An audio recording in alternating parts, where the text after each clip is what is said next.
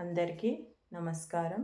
నా గురువులైన పత్రిజీ దంపతులకు మరియు తటవర్తి దంపతులకు నా హృదయపూర్వక ఆత్మాభివందనములండి.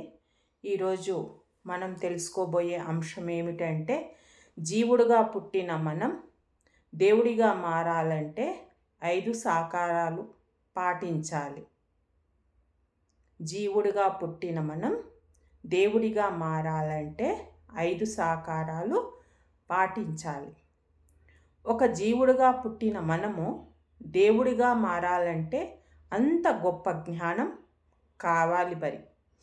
అంత గొప్ప జ్ఞానం మనం ఆచరిస్తేనే మనం దేవుడిగా ఎదగగలం.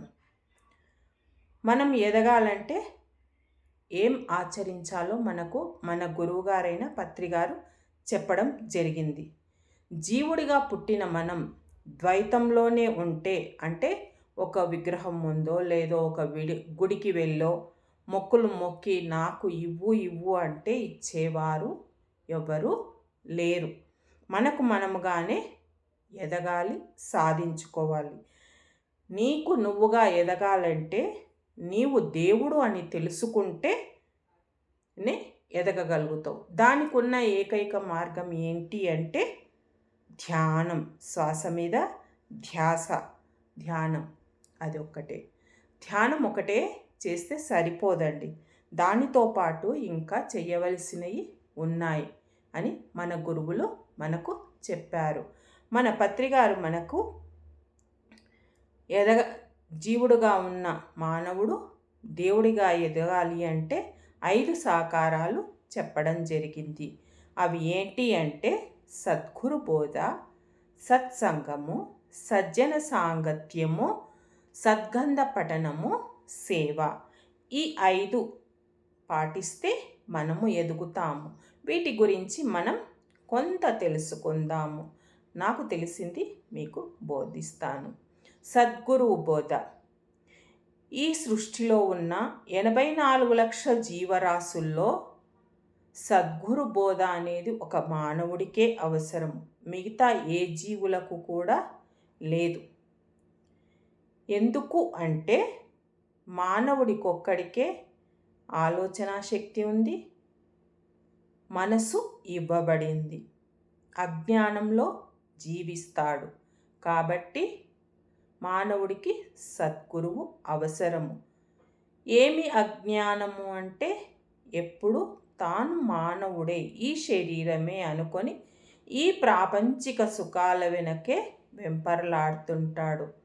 ఆ అజ్ఞానం నుంచి జ్ఞానం పొందాలి అంటే మన జీవితంలోకి గురువు రావాలి.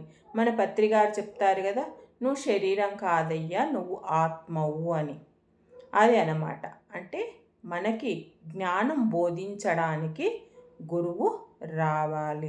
ఎప్పుడైతే మన జీవితంలోకి సద్గురు వస్తాడో అప్పుడే మనం ఎదుగుతాము. ఇక రెండవది సత్సంగము. ఇక్కడ సత్ అని ఎక్కడ వచ్చినా సరే, సత్ అంటే భగవంతుడు, ఆత్మ అని మనం అర్థం చేసుకోవాలి. సత్ అంటే ఇంకా సత్యమైనది, నిత్యమైనది, శాశ్వతమైనది. ఇవన్నీ కూడా భగవంతుడే అన్నమాట. మరి మనలో ఉన్న సత్యెవరు? ఆత్మ. ఆత్మే భగవంతుడు. నీలో ఉన్న ఆత్మతో, అంటే నీలో ఉన్న ఆ భగవంతుడితో కలిసి ఉండడమే సత్సంగము. ఇక మూడవది వచ్చేసి సజ్జన సాంగత్యము. సజ్జన సాంగత్యము అంటే సత్యం తెలిసిన వారితో కలిసి ఉండడమే సజ్జన సాంగత్యము. అంటే సద్గురువులు ఉంటారు కదండి, వాళ్ళతో కలిసి ఉండడమే సజ్జన సాంగత్యము. మనం ఎప్పుడు కూడా సద్గురువులతో కలిసి ఉండాలి. ఇక నాలుగవది వచ్చేసి ఏంటి? సద్గ్రంథ పఠనము. సద్గంధ పఠనము.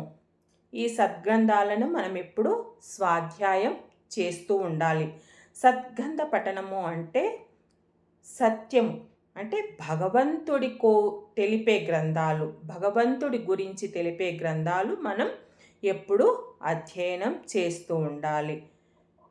ఎప్పుడు మనం ఆ గ్రంథాలు అధ్యయనం చేస్తూ ఉంటే ఆ భగవంతుడి గురించి, ఆ సత్యం గురించి మనకు తెలుస్తుందన్నమాట. ఇదే సద్గ్రంథ పఠనము. ఇక సేవ. సేవ అనేది ఏంటి అంటే, మనం నిరంతరం కూడా ఎదుటివాడి ఆత్మోన్నతి కలిగించే సేవలు చెయ్యాలి. అంటే వాడి ఆత్మ ఎదుగుదలకి మనం సేవలు చేస్తూ ఉండాలి. అంటే వారికి ధ్యానం నేర్పడం కానీ, ఆత్మజ్ఞానం బోధించడం కానీ, లేదా ఎక్కడైనా పిరమిడ్లు కడుతూ ఉంటే ఆ కట్టే వారికి సహాయం చేయడం కానీ, అక్కడ ధ్యానం చేసుకునే అవకాశం కల్పించడం కానీ, ఇలా ఎన్నిట్లోనూ మనం సేవల్లో పాల్గొని చేస్తూ ముందుకు వెళ్ళాలి అన్నమాట. మరి ఈ విషయాలన్నీ మన గురువుగారైన పత్రి గారు ఎంతో చక్కగా బోధించారు. ఏదో ధ్యానం అంటే ఇన్ని పుస్తకాలు చదివాము, మేము జ్ఞానవంతులము అయ్యాము అని కాదు. అన్నీ ఉండాలి. అంటే మనం ఏదైనా ఒక కూర చెయ్యాలి అంటే ఆ కూరకు కావలసిన వస్తువులన్నీ ఉంటేనే మనం ఆ కూర చక్కగా చేస్తాం. మనం ఒక జ్ఞానిగా ఎదగాలి అంటే ధ్యానము, జ్ఞానము 2 కావాలి. ఒక జీవుడు దేవుడుగా మారాలి అంటే ఈ 5 సాకారాలు ఉండాలండి. ఓకే. Thank you.